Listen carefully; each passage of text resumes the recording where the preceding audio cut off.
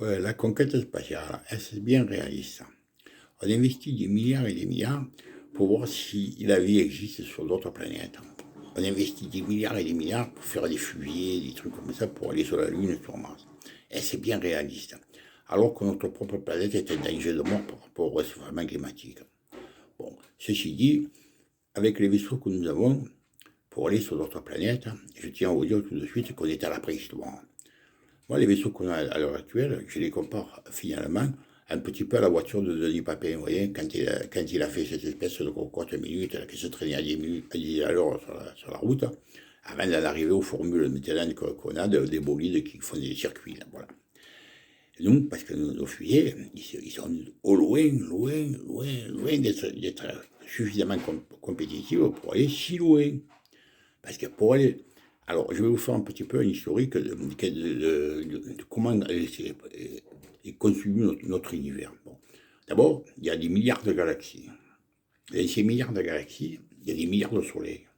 Autour de ces milliards de soleils, il y a des milliards et des milliards de planètes comme la nôtre qui tournent. Hein. Et nous, dans notre propre galaxie, elle fait 450 millions de milliards de kilomètres de rayons. Vous voyez un peu le truc? On a 250 millions de soleils dans notre galaxie. Et notre galaxie, elle produit 15 soleils par an. Tout ça, c'est gigantesque. Nous, on est rien, là. On est un grain de sable dans le Sahara, là. C'est rien, parce qu'on est une poussière dans tout cet gigantesque univers. Bon. Alors, en fait, la première planète possible qui pourrait être habitée, parce que dans notre propre galaxie, autour de ces 250 millions de soleils, il y a des planètes qui tournent comme la nôtre, comme nous on tourne autour de notre soleil, hein, avec Mars, Uranus, Neptune et compagnie. Bon. Et la première planète susceptible d'être habitée, parce que pour être habitée, on tient compte qu'il faudrait que ce soit une distance suffisante du soleil pour pas que l'eau ne s'évapore.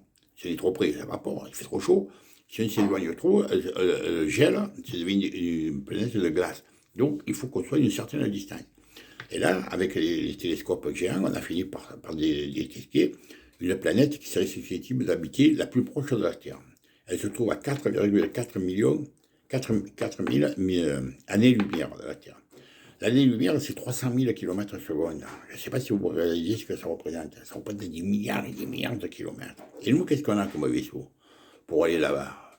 Hein? Attention, le film, là, Star Wars, tout ça, là, Harrison Ford qui s'en va dans les planètes lointaines, dans les galaxies lointaines, tout ça, je vous dire que c'est du film. Quand vous avez fermé la télévision, tu finis à vous retourner sur Terre, vous avez atterri là, Avatar, tout ça, là, bonsoir les yeux. C'est pas pour demain, ça, je vous le dis tout de suite. Hein. Parce qu'avec les vaisseaux qu'on a, c'est impensable d'aller si loin. Même la première planète qui est susceptible de s'habiter. Alors je vais vous donner un petit peu quelques chiffres là, du matériel que nous avons à l'heure actuelle. Bon. Il faut des 100 ans à un vaisseau marchant à 13 300 km secondes. 50 ans à un vaisseau marchant à 26 600 km secondes. Et 10 ans à un vaisseau atomique, alors, un vaisseau qui roulerait à 133 000 km secondes. Bon. Et qu'est-ce qu'on a à l'heure actuelle? Qu'est-ce qu'on a comme vaisseau? Bon. À propulsion chimique, 10 km secondes. Il faut des 300 000 ans. Propulsion ionique, 30 000, 100 km secondes. Il faut des 30 000 ans. Propulsion nucléaire, 1000 km secondes. Il faut des 3000 ans. On est en l'an 2020, je vous signale, 3000 ans. Et encore, il faudrait un vaisseau atomique avec une capacité de propulsion de 300 000 fois la puissance de la bombe atomique de Hiroshima multipliée par 50 ans. C'est pas tout rouillé sur un truc, hein. C'est gigantesque.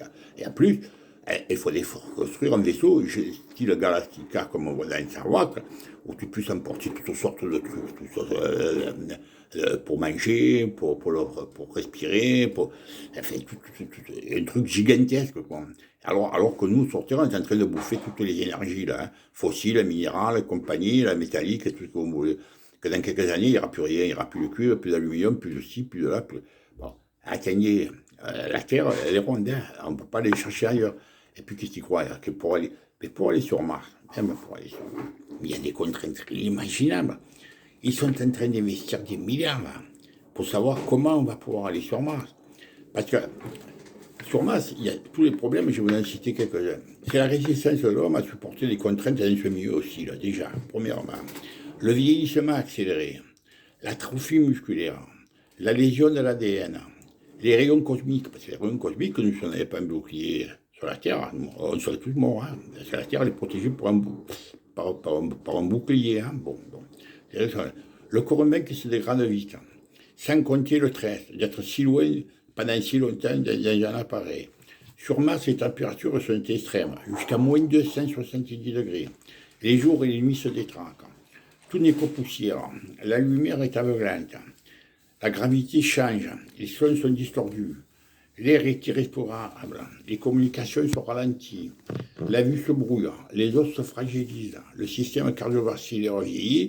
Le métabolisme se détraque. Le cancer explose. Alors, un homme qui reste sur la Lune, hein, à rien de temps, il prend je ne sais pas combien d'années. Son corps est viré à toute vitesse. Alors, vous voyez tous les problèmes qu'il y a à résoudre. Hein, sans compter aussi qu'il faut 6 mois pour y aller, 6 mois pour retourner. Et pour pourquoi une planète où tu pourrais vivre à peu près 3 mètres sous terre, parce que dessus, c'est pas possible. Tu ne pourras pas. Avec des températures de moins de 270 degrés l'année, il n'y a aucun matériau qui va tenir le coup. Alors, je ne sais pas si vous voyez un petit peu d'un quoi on investit à l'heure actuelle avec les moyens qu'on a, alors que notre propre planète est en danger. Hein, il faudrait mieux. Parce que moi aussi, j'aimerais bien, moi, avant de mourir, d'aller voir si c'est la vie sur Terre ailleurs, tout ça. Mais j'ai les pieds sur Terre, moi. Je ne suis pas comme eux, là. C'est fou, ces gens-là. Là. On investit des milliards dedans quand la Terre est en train de crever. Enfin bon, c'est leur problème. Hein. Moi, c'est plus le mien. Voilà, je voulais un peu vous expliquer tout ça, là, parce que la conquête spatiale, dites-vous bien une chose, que c'est pas pour demain, et c'est loin d'être pour demain. Voilà, allez, ciao.